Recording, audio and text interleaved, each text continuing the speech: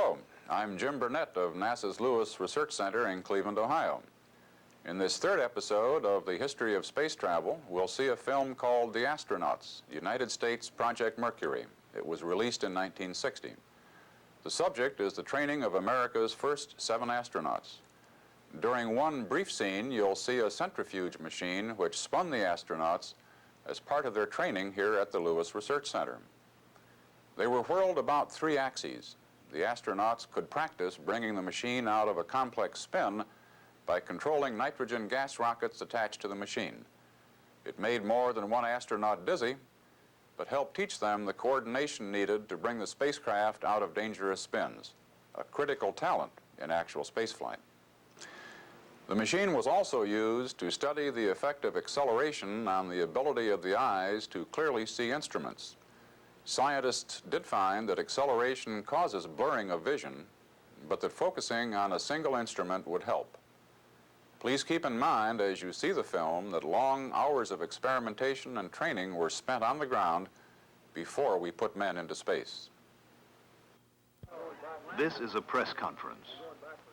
April 9th, 1959, Washington, D.C. One of these 7 young men will be the first American into space.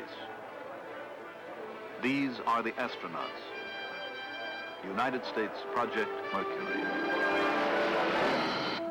A substantial part of the imagination, energy, and genius of the United States is being devoted to the scientific exploration of our universe. The launching pads and gantries of the Atlantic Missile Range mount many of our experiments into the very nature of creation.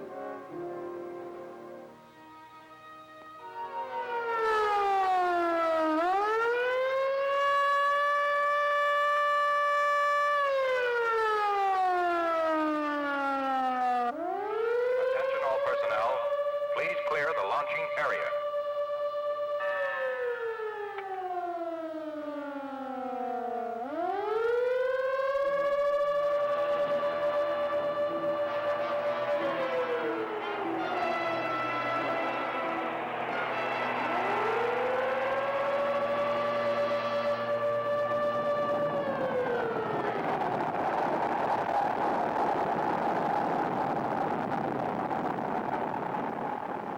This launch carried an Earth satellite into orbit. Soon, before the Earth turns many hundred times, a man will climb into a capsule at the Atlantic Missile Range and be hurled headlong into space.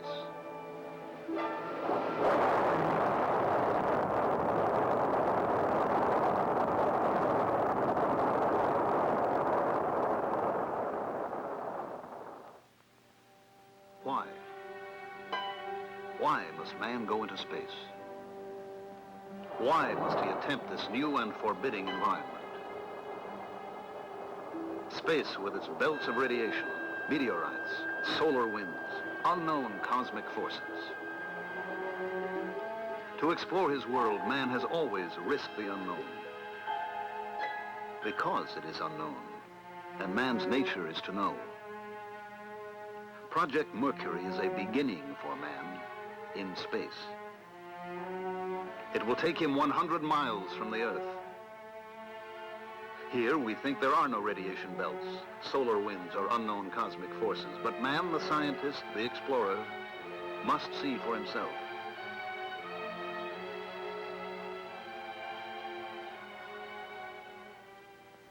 Each component of Project Mercury will be held up and measured in the unbending light of scientific truth.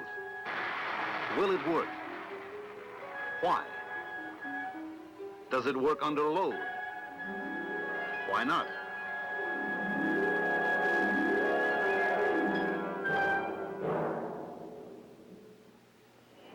The problem of selecting pilots to represent the United States in space was approached from the same uncompromising direction. From all of the active duty pilots in the Navy, Marines, and Air Force, the service records of 473 test pilots were selected for review. 110 met the basic qualifications. Each must be a graduate of a Navy or Air Force test pilot school, 1,500 hours of flight time, qualified in jet aircraft, an engineering background, younger than 40 at the time of selection, and 5 feet 11 or less. The National Aeronautics and Space Administration asked 69 Navy, Marine, and Air Force officers of the 110 who qualified to come to Washington for a briefing. They were interviewed, tested, and asked to volunteer for the Project Mercury mission. 6 were discovered to be too tall. 16 declined, and 47 volunteered. 32 were asked to continue through a series of capability tests which would indicate not the best man in the group, but the various degrees of qualification of each man.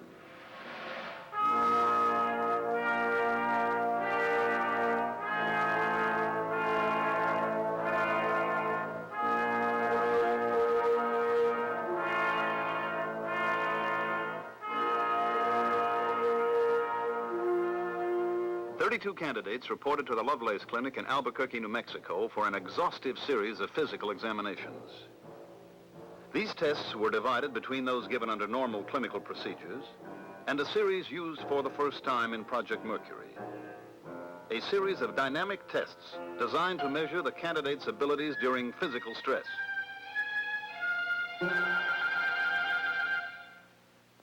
Laboratory studies were made in each physiological area.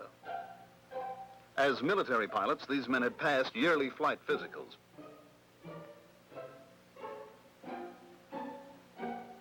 But here at the Lovelace Clinic, each measurable reaction of body chemistry, each physical function was measured, probed, diagnosed. What is the specific gravity of his body? What is his blood volume, water volume? What is his total body radiation count?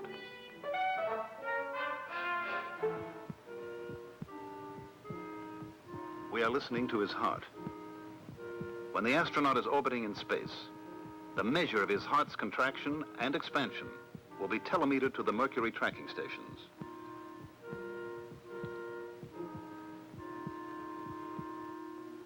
After a week of examinations, the candidates were sent on to the Wright Air Development Center in Dayton for stress evaluation and psychological tests.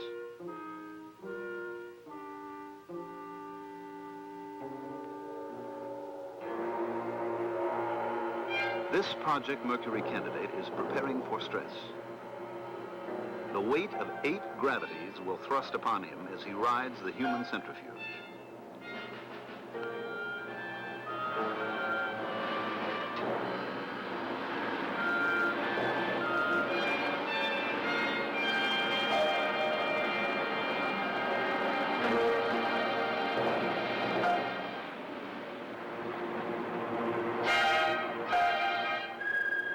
His reactions are studied. The results will indicate how he fared under multiple gravity forces. Did he show a tendency to pull back? No. Was his tolerance level low or was it high? Now, can we shake his equilibrium?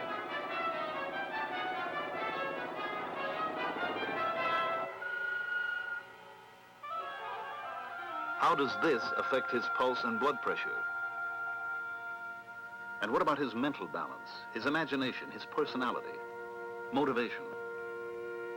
How does he see the different problems of living? And how has life affected him as an individual?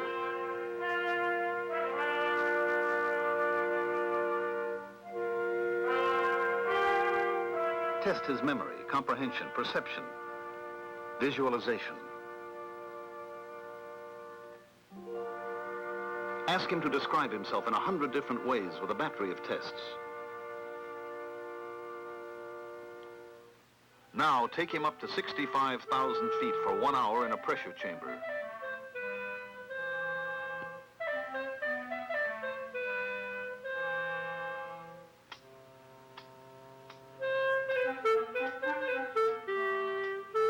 Now have him do this for 5 minutes.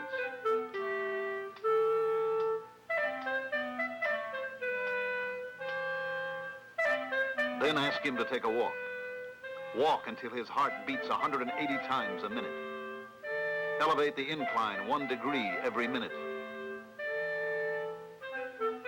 These tests continued until all 32 men had been evaluated.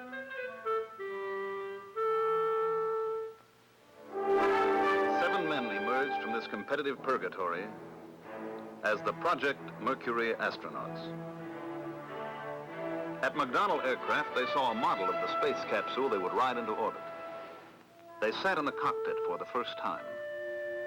This is the beginning for each of them. Captain Donald K. Slayton, United States Air Force, age 35, from Sparta, Wisconsin. Lieutenant Commander Alan B. Shepard, United States Navy, age 35, from East Derry, New Hampshire. Lieutenant Commander Walter M. Schirra, Jr., United States Navy, age 36, from Wardale, New Jersey. Captain Virgil I. Grissom, United States Air Force, age 33, from Mitchell, Indiana. Lieutenant Colonel John H. Glenn, United States Marine Corps, age 38, from New Concord, Ohio. Captain Leroy G. Cooper, Jr., United States Air Force, age 32, from Carbondale, Colorado. Lieutenant Malcolm Scott Carpenter, United States Navy, age 33, from Boulder, Colorado. These officers were detailed by their services to report to the NASA at Langley Field, Virginia. Here, the National Aeronautics and Space Administration Space Task Group, under the direction of Robert Gilruth, had organized a training program for the astronauts. They were excellent students, and they had a realistic and tough-minded approach to Project Mercury. They had to know all the answers. Here, they discussed the flight tests. In the flight program, they would ride both the Redstone and the Atlas boosters. But a man would not ride either booster until the full test program was a success.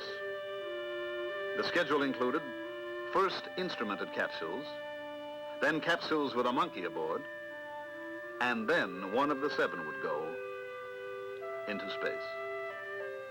The schedule also provided for the problems of flying near the Earth. They must maintain their proficiency in high-performance military aircraft.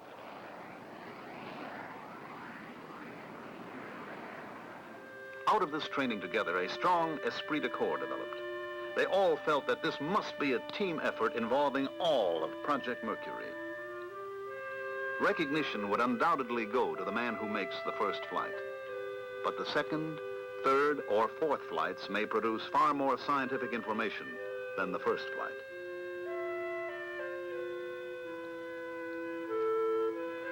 Soon, all of the astronauts were busy qualifying themselves for space flight. They rode the human centrifuges of the Air Force and the Navy. Here, they trained to increase their resistance to the forces of nature that were pitted against them.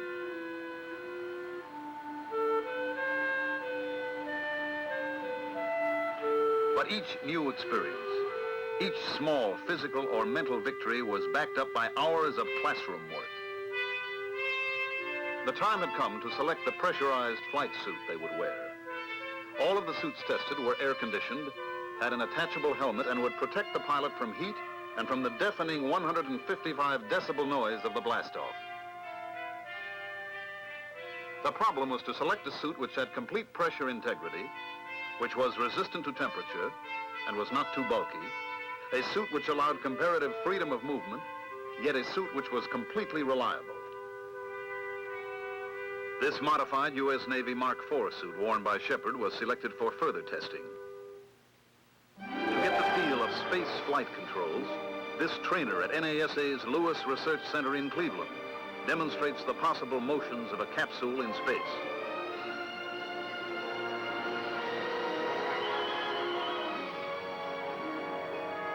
While the astronauts perfect themselves for their mission, the hardware of Project Mercury is being tested, evaluated, reshaped, and tested again. Off Wallops Island, Virginia, capsule drops at high altitude test the parachute and recovery systems.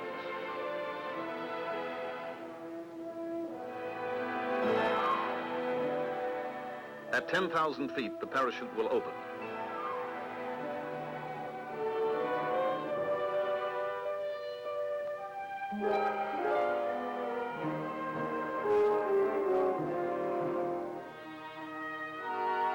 The astronaut riding his capsule will land in the Atlantic recovery area off the coast of Florida.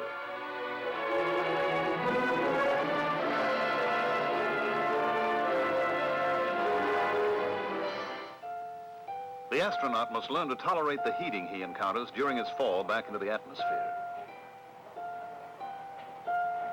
These quartz tube lamps produce great heat.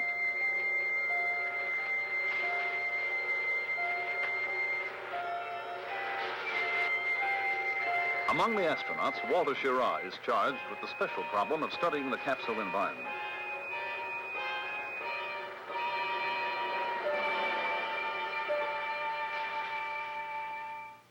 But there are some moments of rest for the astronauts. Here, they sit in a projection room and watch the films taken of their visit to the Atlantic Missile Range, Cape Canaveral. On trips like this, each man gathers information concerning his particular assigned area of individual study. He is then responsible to the rest of the group for this information.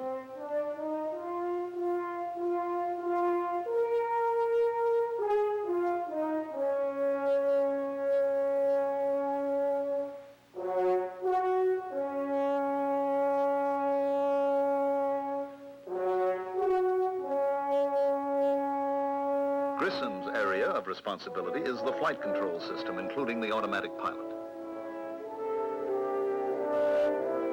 Cooper's area concerns the ballistic flights with the Redstone missile.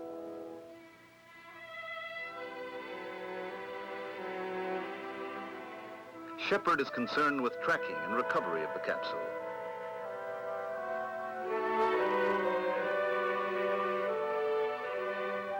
Glenn has the cockpit area.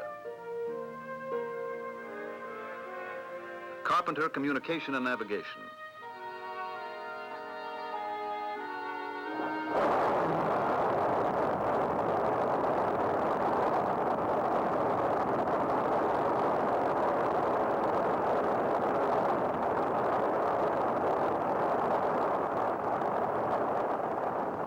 And Slayton has the responsibility for knowing Atlas and all of its systems.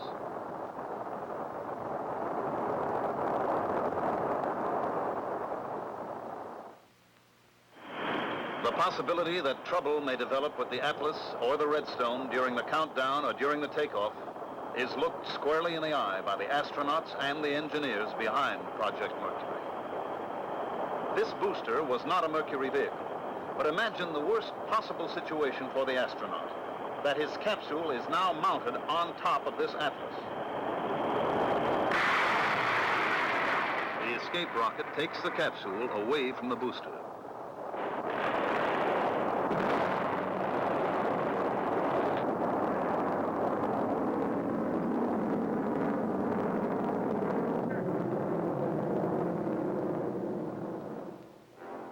The tower separates.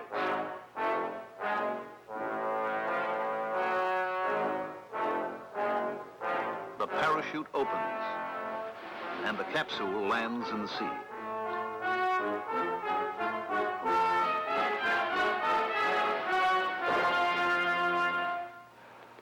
Success in a pioneer mission depends on optimal human performance. And performance... This is the voice of Dr. Theodore Benzinger at the Naval Medical Center, Bethesda, Maryland. within the human body. The astronauts each take their afternoon of sweating it out in this gradient heat calorimeter. In a temperature as hot as it is in here now for him and will later be for you, 114 degrees Fahrenheit, your internal body temperature is protected by a physiological mechanism of very high power and precision. In the submarine carbon dioxide chamber at Bethesda, the astronauts learn that space medicine and submarine medicine have common problems. Under emergency conditions, there is a danger of the presence of unusual amounts of carbon dioxide in the space capsule or submarine hull.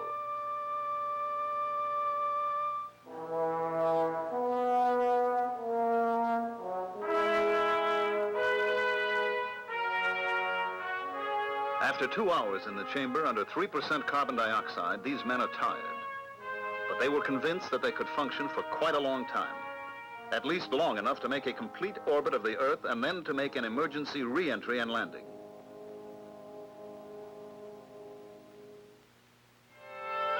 But before a man's life is risked in space, animals will undergo the same operational stresses. The animal research program connected with Project Mercury is an important prerequisite to research with human beings in space.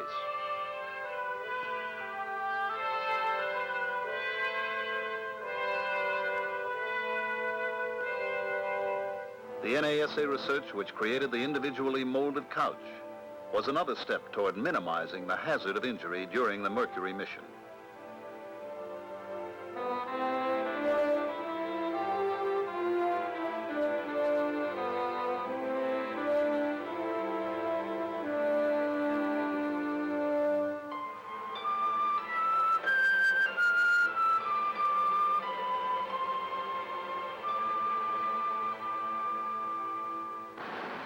This is the same man, John Glenn, sitting in his couch under 14 Gs in the centrifuge at the Naval Aviation Medical Acceleration Laboratory, Johnsville, Pennsylvania.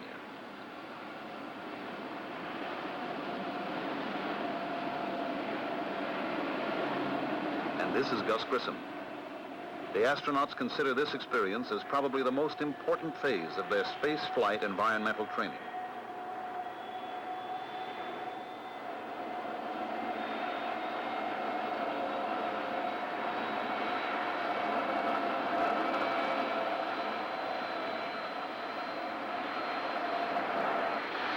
Alan Shepard, as he takes the G-load of an emergency abort and landing.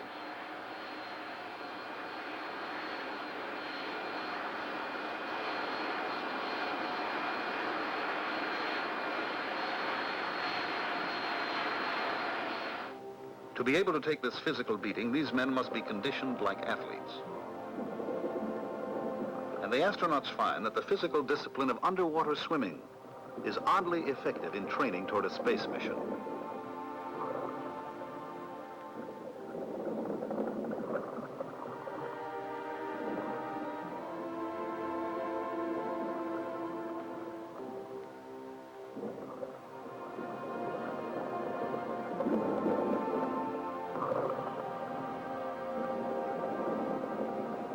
Navy Underwater Demolition Team 21 at Little Creek, Virginia, supervises the instruction of the astronauts. Al Shepard and Wally Schirra have just completed a half-mile swim by compass course to the beach. Underwater swimming, aside from being an excellent physical conditioner, accustoms the astronaut to a forced breathing discipline and closely approximates the condition of weightlessness, which will be encountered in orbital flight.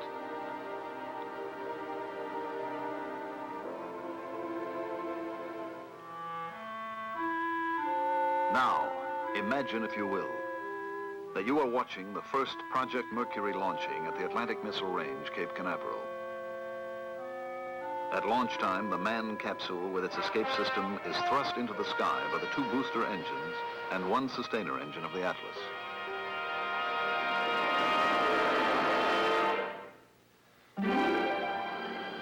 At an altitude of about 50 miles, after some 2 minutes of flight, the booster engines are turned off and jettisoned. The sustainer engine continues its thrust toward orbital speed as the escape rocket fires, pulling the escape tower free of the capsule.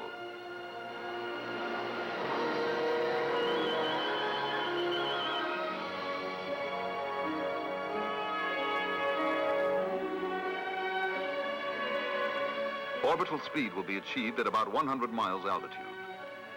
Once in orbit, explosive bolts release the capsule.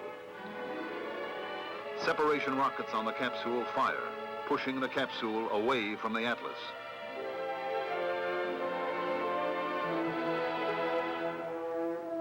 Now the capsule automatic pilot rotates the capsule.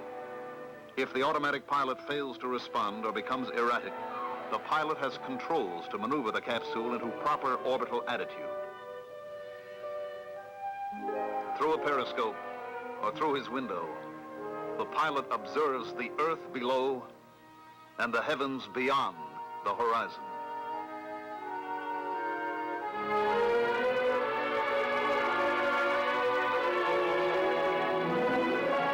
Near the end of the 3rd orbit, when the capsule is several hundred miles west off the coast of California, the signal for re-entry is given. Retro rockets fire, causing the capsule to leave its orbital path. Now man and capsule fall, and meteor-like plunge toward the Earth. Plunging through the atmosphere, the heat shield glows white hot. The blunt end must be pointed in the line of fall. Below, patrol aircraft sweep the re-entry area with radar.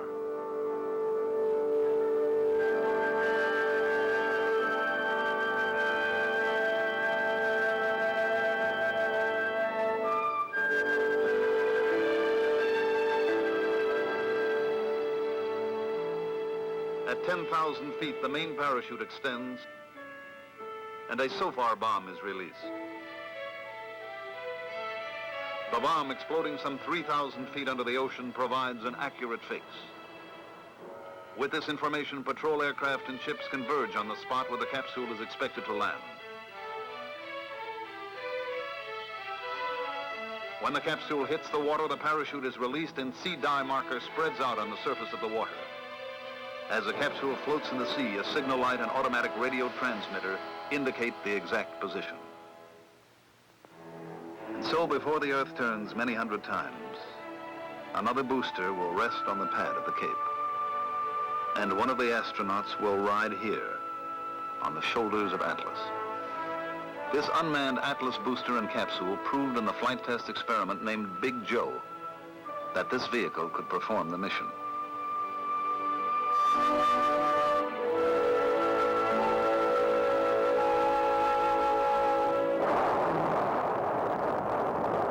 The capsule without escape tower rocketed to 100 miles and was thrust downward to re-enter the Earth's atmosphere at a speed just below the predicted re-entry speed. The capsule was recovered in the Atlantic Ocean. The tests will continue. The experiments and training will go on to put man into orbit.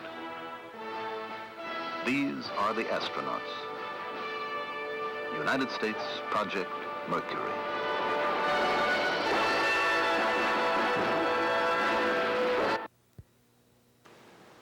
I hope you enjoyed the film. During our next episode in this series, we'll see one of those astronauts, Alan Shepard, take a suborbital flight. The film is called Freedom 7. This is Jim Burnett saying goodbye from NASA's Lewis Research Center in Cleveland, Ohio.